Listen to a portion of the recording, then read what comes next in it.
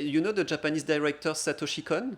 Made Perfect Blue. Millennium Actress is one of our favorite director, and he had a way to write his script like in a stereoscopic way.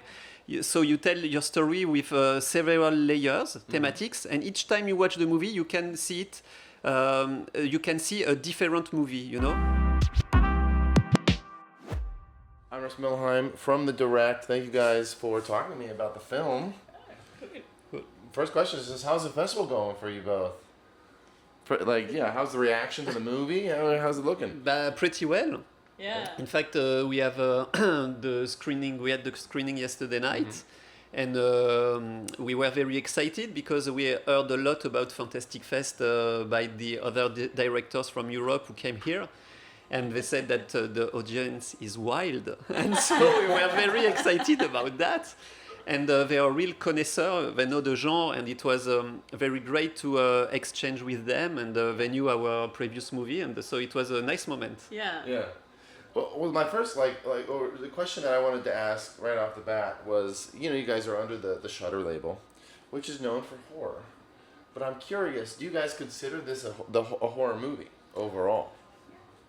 Horror movie, no, but a genre movie, yes. Yeah. And I think Shudder, it's not only horror. I think it's more wide than just horror. It's more linked to the genre, and so yes, we're happy to be with them.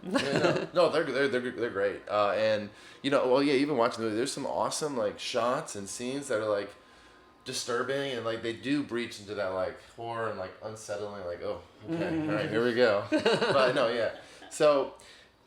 And going off of that, actually, it's a very surreal and unique film, and there's a lot to digest. And for each of you, can you talk about just kind of your mission statement in working to find, the narrative, and also dipping your toes into that kind of the horror or just kind of disturbing element, and and balancing those different genres that you were pulling at. Well, in fact, we have been inspired by spy movies and superhero movies, and they are always told the same way, very straightforward, and we wanted to approach them in a different way because, it's a universal cinema. All people in the world know that kind of cinema, and we think we can try to do something different. And so we approached it the Japanese director Satoshi Kon?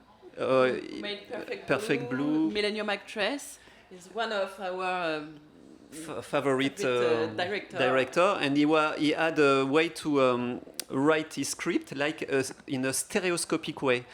So you tell your story with several layers, thematics, and each time you watch the movie, you can see it. You can see a different movie, you know. And before writing Reflection in a Dead Diamond, we have watched a TV show called Westworld. Yeah. And it was that kind of writing. And so we wanted to tell our story through that way. Yeah. Well, yeah, that was one thing I definitely noticed was just that there was a lot of, you could just see the inspirations and there was so much to appreciate with it, especially the visual style and language of the movie. And I also wanted to talk about it. There is so much metaphorical kind of thematic depth going on, but there is also a narrative.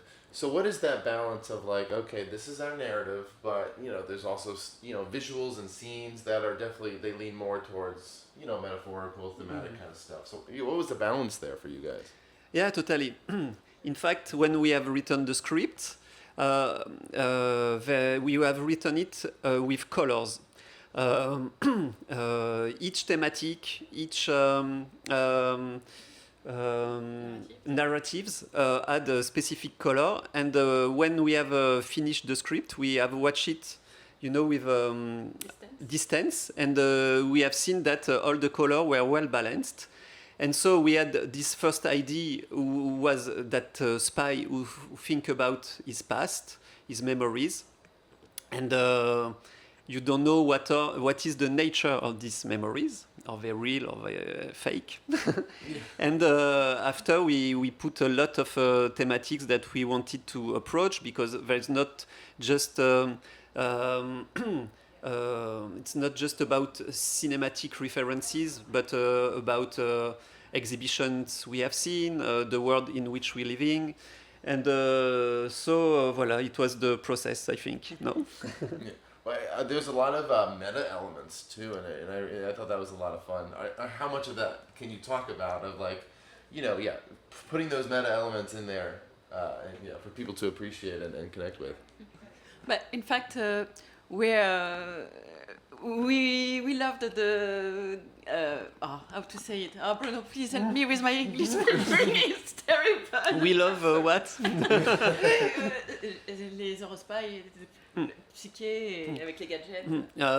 We love Eurospy. You know Eurospy, it's the fake James Bond made in the 60s by the Italians. And they were much more cheap than the real James Bond, but they were very fun, psychedelic with a crazy gadget. And that we love, that kind of thing. Yeah. And it was a way to represent the past in an ideal way, a bit naive, very like a candy, okay? And so we played with that. And for us, one of the main challenge was to make fight actions, with stunts Fight and things like fight scenes, because in that kind of movie you have always fight scenes, and we never do that before, and we wanted to do one strong fight scene. And so first we thought maybe work with a choreographer, but in fact we have done many murder sequence before in our previous film, and it was a kind of big murder sequence, and we have made it DIY. Well, one of the things, and I assume it comes from Eurovision, right? Eurospy. Eurospy. Eurovision is very different. Not the same thing at all. But Yes. We don't sing. We do movies. But there were some really cool silhouette shots that were kind of little pieces of their own art that you just kind of threw in there. What was the process of creating those? In fact, for us, we use the cinematographic tools to tell our story. So it comes from the script writing. We know that we will have a close-up for at that moment, a wide shot at that moment, etc. And it's our grammar to tell the story. Yeah, we are when we are writing the script, we are thinking about the editing already, and we want, in fact, behind each shot there is a meaning, because we want to tell the story very with intuition and with sensorial things. We don't want to be explain. To explain. Yeah, we don't want to explain things, but we want the audience to feel everything. Yeah. Yeah, so that they have a place on the movie. Well, and I'm mentioning, some of those silhouette shots are kind of pieces of art on their own, which kind of is a good transition into, in the movie, there is a focus on actual classical art pieces, and they play into, some of what the characters do in the movie. Can you just talk about incorporating those classic, those paintings, and also just the deeper thematic meaning behind their use in this narrative?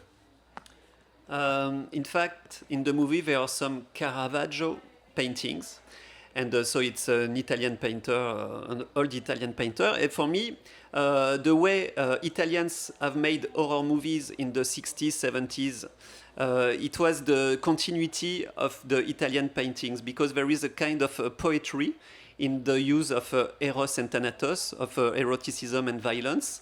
And cinema is the continuity of the old Italian paintings. Yeah. Well, I did really appreciate those bits. I thought it was really cool how they were incorporated into the narrative. I don't really know how much I can say, but Thank you. It was really neat. And you did bring up earlier how all the cool spy gadgets, which was something that I noticed, and I was like, oh, those are really neat. So talk to me about that brainstorming process of how you incorporated all these really out there gadgets. So you have a mind control or mind reading ring. You have the chain link type thing that all these things. It's crazy. It's crazy. Yeah, in fact, we wanted to put a lot of psychedelics and things, and the one who is really important was this Paco Rabanne dress, and we wanted how to say it. We wanted the dress not to be just a quotation again, but we wanted really to have Oh, please. Yeah, I'm so sorry. But to transform it in something different, so to make it a gadget, a weapon. And what we loved in these Eurospy or old James Bond movies, it was the craziness of the old gadget. Now it's just technology. It's not there's not this magic anymore, you know. And we wanted to find back this magic. It was great how, especially that one in particular. Would you call that? It's a dress, right? Yeah. What is the? It's not chainmail, but It's like Paco Rabanne. It's Okay. a Paco Rabanne dress, and it's paillettes. What you say? Allez, Little Mirror. Little mirrors. Yeah. Well, I thought it was really cool. It's like a multi-layered kind of device in that there's obviously the offensive use, but you could show it records like images or memories or however you want to Yeah. vocalize it. So I thought that was really cool. I want to talk about, and you can stop me if I don't know how much you want to talk about within the film, but the skin ripping and how you guys did that, because I mean it's done consistently throughout the movie. So what was the process in actually physically doing that a lot? But in fact, it's much based on the storyboard and the way each time to show a new way of the skin ripping, and it's all done with prosthetics. So it's not VFX, it's really latex, organic. Yeah. And we had a lot of fun to make it. Yeah. And those are like one time. Like you get one chance with those. It's like you rip it and then you're like, I hope I got the shot. Yeah, it's that. Yeah. Exactly. Yeah, but it's really that, because it's 2 hours of makeup, and if it doesn't work, Yes, Yeah. but that's the magic of the cinema, because all the crew is really stressed, and there is a special atmosphere. And if I remember correctly, there was a scene where it's like you do it like multiple times in like the same shot, so like multiple layers. Which is that was really cool. A kind of a general question for you guys. Throughout the process, at any point, whether it's the writing, before cameras, or while you're filming, or now, what was the most surprising challenge of the process of creating this film? That's a real question. Honestly, it was for the fight scene for me, because it was the real challenge for us, because it was the first time. So, and for me, it was at the casting to find the young spy, because we have in mind always American actors or British actors for that kind of character, but when you are in Belgium and you have to find someone, it's totally different, you know. Well, so we're at Fantastic Fest, obviously. What do you feel is a unique element of your film that kind of really makes it stick out amongst everything else playing here? Alors là, j'ai pas compris. Qu'est-ce qui fait que le film est différent des autres qui sont montrés à cette Fantastic Fest? But we haven't watched a lot of movie here, but You haven't seen everything playing? In fact, we approach the genre with a real intimate way. Okay, we don't approach it like a product or a recipe. You know, it's more like a souvenir of as audience what we loved in these Italian genre movies, for instance. And so it's something very intuitive, and we don't try to be straightforward in our approach, but have something different in the storytelling. So voilà. Yeah, that's our way to do the movies. It's just to give the audience a place on the movie, and that's it. And we do the films for the theater, the theatrical experience. And so voilà, if people come here to watch the movie, it's great, because the quality of the sound and the image here is very good, and you have the full experience watching it here. Very last question for you guys. Making a film is a process, and things change a lot. So I'm just curious, when you guys first started conceptualizing the film and you started writing, how different was that compared to the final product, like what we got to in the end? Vas-y. But in fact, when we have written the script, we thought it will be easier to do, to make. And Maybe because we can't do this insane action scene.